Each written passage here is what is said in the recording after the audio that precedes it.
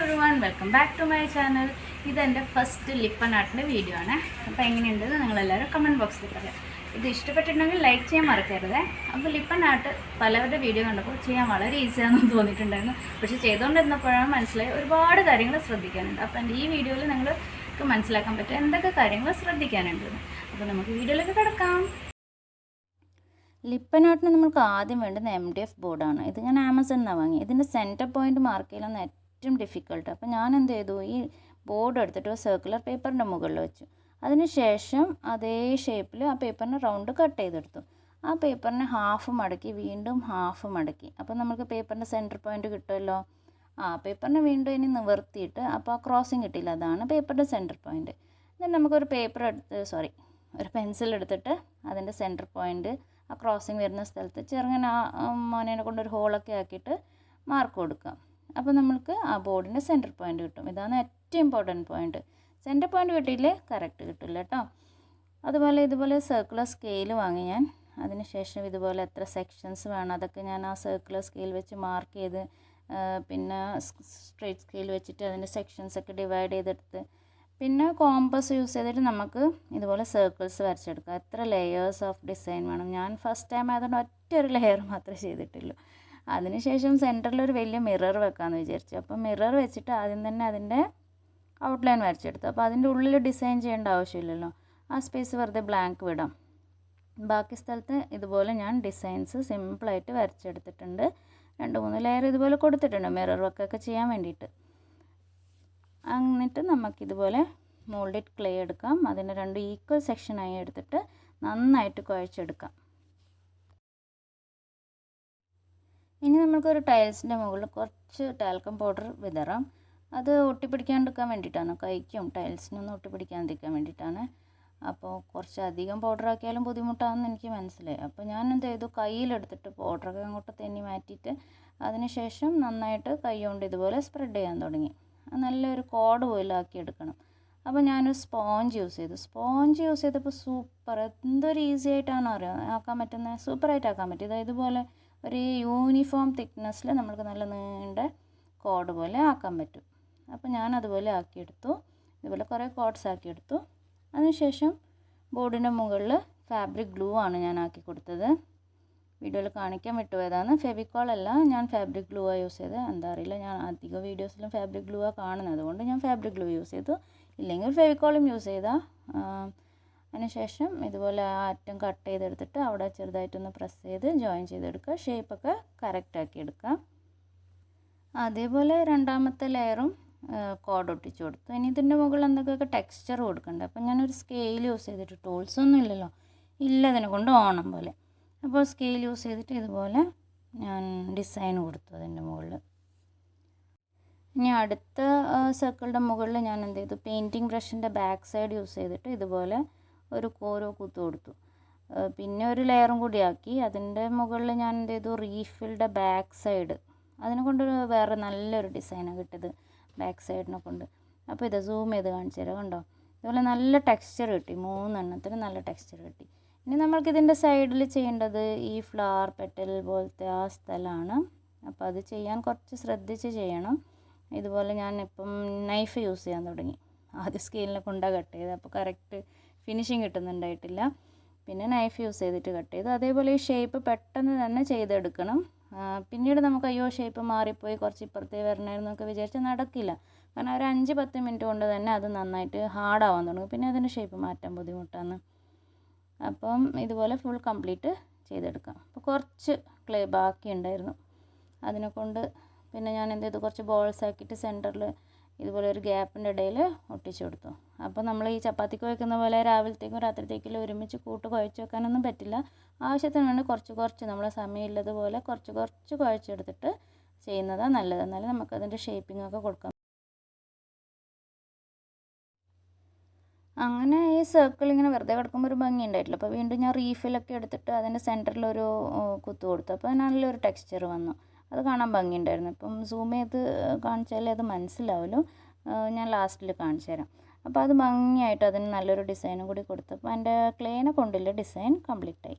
ഇതിനെ കംപ്ലീറ്റ്ലി ഉണങ്ങാൻ വെക്കുക. കംപ്ലീറ്റ്ലി ഉണങ്ങിയതിന് ശേഷം നമ്മൾക്ക് ഇതിൻ്റെ മുകളിൽ കുറച്ച് ജെസ്സോ അപ്ലൈ ചെയ്യണം കേട്ടോ. ഞാനിത് ഓൺലൈനിൽ വാങ്ങിയതാണ്, ചെറിയൊരു ബോട്ടിൽ വാങ്ങി. കാരണം എത്രത്തോളം എനിക്ക് ഇത് പെർഫെക്റ്റായി ചെയ്യാൻ പറ്റുമോ അറിയില്ലല്ലോ, വെറുതെ വലിയ ബോട്ടിലൊക്കെ വാങ്ങി വേസ്റ്റായി പോകുമെന്ന് വിചാരിച്ചിട്ട് ഞാൻ ചെറിയൊരു ബോട്ടിൽ വാങ്ങിയിട്ട് ആദ്യം ട്രൈ ചെയ്ത് നോക്കാൻ വിചാരിച്ച്.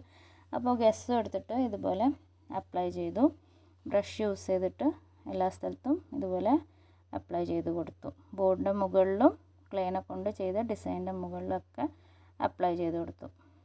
അപ്പോൾ ചെറിയൊരു എന്താ പറയുക കോട്ടിങ് കൊടുക്കേണ്ടെന്ന് തോന്നുന്നു. ഞാൻ ഇപ്പം ആദ്യമായിട്ട് ചെയ്യുന്നതുകൊണ്ട് നല്ല ഒരു കോട്ടിങ് കൊടുക്കുന്നുണ്ട്. അപ്പോൾ ചിലർക്ക് ഡൗട്ടുണ്ടോ ഈ ജെസ്സോ കൊടുക്കേണ്ട നിർബന്ധമാണ്. കാരണം രണ്ട് കാര്യങ്ങളാണ്. ഒന്നാമത് നമുക്കിതിൽ വൈറ്റ് കോട്ടിങ് കൊടുത്തു കഴിഞ്ഞാൽ നമ്മൾ ഇതിൻ്റെ മുകളിൽ ഏതൊരു കളർ കൊടുത്താലും അത് നന്നായിട്ട് ഹൈലൈറ്റ് ചെയ്യും. അതൊരു പ്ലസ് പോയിൻ്റാണ്. സെക്കൻഡ് തിങ് എന്ന് പറഞ്ഞാൽ ഇതിൻ്റെ മുകളിൽ നമ്മൾ പലതരം പെയിൻറ്റ്സ് യൂസ് ചെയ്യുമ്പം ഈ കാർഡ്ബോർഡ് പെട്ടെന്ന് മോശമാവാതിരിക്കാൻ വേണ്ടിയിട്ടും ഗെസ്സോ യൂസ് ചെയ്യുന്നത് നല്ലതാണെന്നാണ് സോഴ്സസ് പറയുന്നത്. ഓക്കെ, അപ്പോൾ ഞാൻ ചില യൂട്യൂബേഴ്സിനോട് ഈ ലിപ്പൺ ആർട്ട് ചെയ്യുന്നവരോടൊക്കെ ഡൗട്ട്സ് ചോദിച്ചിട്ടുണ്ടായിരുന്നു. അവർ ക്ലിയർ ചെയ്തതാണ് ഇങ്ങനെ ചെയ്താൽ നല്ലതാണെന്നുള്ളത്. അപ്പോൾ ഗെസ്സോ അപ്ലൈ ചെയ്തതിന് ശേഷം കംപ്ലീറ്റ്ലി ഡ്രൈ ആവാൻ വയ്ക്കുക. കംപ്ലീറ്റ്ലി ഡ്രൈ ആയതിന് ശേഷം മാത്രം ഇതിൻ്റെ മുകളിൽ കളർ ചെയ്യാൻ. ഞാൻ അക്രിലിക് കളറാണ് യൂസ് ചെയ്യുന്നത്. അപ്പോൾ ഓരോ പെറ്റലിൻ്റെ ഉള്ളിൽ ഇതുപോലെ ശ്രദ്ധിച്ചിട്ട് കളർ ചെയ്യാം. എനിക്ക് നല്ല ഇഷ്ടമായി ഇത് ചെയ്തുകൊണ്ടിരിക്കുമ്പോൾ, എനിക്ക് വളരെയധികം ഇഷ്ടപ്പെടുന്നുണ്ടായിരുന്നു.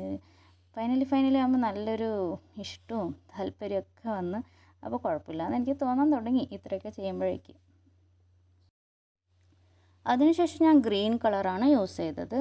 അപ്പോൾ എല്ലാ കളറും ഒരു 2 കോട്ടിങ് കൊടുത്താൽ കുറച്ച് ഭംഗി ഉണ്ടാവുമെന്നാണ് എനിക്ക് തോന്നുന്നത്. ഒരു കോട്ടിങ് കൊടുത്തിട്ട് അത് ഫുൾ ഡ്രൈ ആയതിന് ശേഷം ഒരു കോട്ടിങ്ങും കൂടി കൊടുത്താൽ നല്ല പെർഫെക്റ്റ് ആയി കിട്ടും. അപ്പോൾ ഫസ്റ്റ് കോട്ടിങ് ഉണ്ട്, അത്ര വലിയ ഫിനിഷിംഗ് ഇല്ല. സെക്കൻഡ് കോട്ടിങ് കൊടുത്തു, അപ്പോൾ നല്ലൊരു ഫിനിഷിങ് കിട്ടി. എൻ്റെ അടുത്ത് ആകെ 5 കളേഴ്സ് ഉണ്ടായിട്ടു. Green, red, yellow, white and black. വേറൊരു ആക്ടിവിറ്റിക്ക് വാങ്ങിയത്. അപ്പോൾ അതിനെ കൊണ്ട് ഞാൻ ഇല്ലത് യൂസ് ചെയ്തിട്ട് ഈ ഒരു ഡിസൈൻ ചെയ്യാമെന്ന്. അപ്പോൾ കുഴപ്പമില്ലാന്ന് തോന്നി. ഡിസൈൻ കളർ കോമ്പിനേഷനൊന്നും വലിയ കുഴപ്പമില്ലാന്ന് തോന്നി.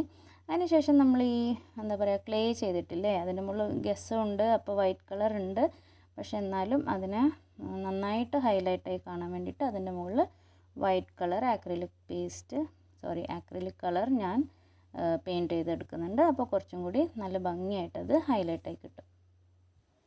അപ്പോൾ കളേഴ്സൊക്കെ കംപ്ലീറ്റ്ലി ഡ്രൈ ആയതിന് ശേഷം, നന്നായിട്ട് ഡ്രൈ ആവണം, ഫുൾ ഡ്രൈ ആയതിന് ശേഷം മാത്രം നമ്മൾ അതിൻ്റെ മുകളിൽ വാർണിഷ് അടിച്ചു കൊടുക്കണം. ഈ വാർണിഷ് ഞാൻ ആമസോണിൽ നിന്നാണ് വാങ്ങിയത്. എൻ്റെ ഷോർട്ട് വീഡിയോയിലുണ്ട് ഇതിൻ്റെ കംപ്ലീറ്റ് ഡീറ്റെയിൽസ്. അപ്പോൾ അതിനെ കൊണ്ട് ഇതുപോലെ പെയിൻറ്റിൻ്റെ മുകളിലും പിന്നെ ക്ലേയുടെ മുകളിലൊക്കെ വാർണിഷ് ചെയ്ത് കൊടുക്കാം. 2 കാര്യങ്ങളുണ്ട്. ഒന്ന്, നമുക്ക് നല്ല ഗ്ലേസിങ് ഒക്കെ കിട്ടും. രണ്ടാമത് പറഞ്ഞാൽ ഒരു പ്രൊട്ടക്റ്റീവ് ഷീൽഡായിട്ട് ആക്ട് ചെയ്യും. പെട്ടെന്നൊന്നും കേട് വരാതിരിക്കാൻ വേണ്ടിയിട്ട്, എന്താ പറയുക, അങ്ങനെ കേട് വരില്ല എന്നാലും ലോങ് ലാസ്റ്റിംഗ് ആവാൻ വേണ്ടിയിട്ട്. ഓക്കെ, അതിനുശേഷം നമുക്ക് മിറർ ഒട്ടിച്ച് കൊടുക്കാം. ഡിസൈൻസൊക്കെ പ്ലാൻഡ് ആയിരിക്കണം. അപ്പോൾ പല ഷേപ്സിൽ മിറർ കിട്ടാനുണ്ട്. നമുക്ക് ഇഷ്ടമുള്ള ഷേപ്പിൽ അതിനെ അവിടെ അറേഞ്ച് ചെയ്ത് കൊടുക്കാം. ഫാബ്രിക് ഗ്ലൂ തന്നെയാണ് ഞാൻ യൂസ് ചെയ്യുന്നത്. അപ്പോൾ ഡിഫറെൻറ്റ് ഷേപ്സ് ഓഫ് മിറർ ഇഷ്ടമുള്ള പോലെ ഒട്ടിച്ചതിന് ശേഷം അത് കൂടുതൽ അട്രാക്റ്റീവായി വരും.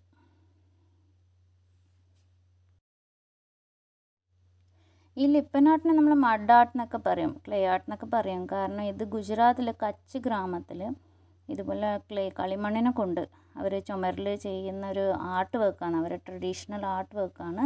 അതിൻ്റെ മുകളിൽ ക്ലേനെ കൊണ്ട് ആക്കിയിട്ട് ഡിസൈൻ ആക്കിയിട്ട് അതിൻ്റെ മുകളിൽ അവർ കണ്ണാടി ഒട്ടിക്കും. അവരുടെ ആ ഒരു ആർട്ട് ഫോമിനെ ഇതുപോലെ കുറച്ച് ഡെവലപ്പ് ചെയ്തെടുത്ത് ഇതിനെ നമ്മളൊക്കെ ഇപ്പോൾ വീട്ടിൽ അലങ്കരിച്ച് വെക്കാൻ വേണ്ടിയിട്ട് യൂസ് ചെയ്യുന്ന ഒരു ആർട്ട് ഫോമാണിത്. അതിന് ലിപ്പൺ ആർട്ട് എന്ന് പറയുന്നത്.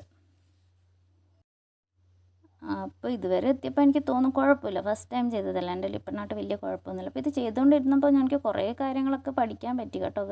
കാണുന്ന അത്ര ഈസി അല്ല, ചെയ്യാൻ വേണ്ടിയിട്ട് കുറച്ച് കാര്യങ്ങൾ നമ്മൾ മനസ്സിലാക്കി വെക്കേണ്ടതാണ്. അത് ഞാൻ അടുത്ത വീഡിയോയിൽ പറയാം. അപ്പോൾ എൻ്റെ എൻ്റെ വീഡിയോസ് കണ്ടുകൊണ്ടിരിക്കുക.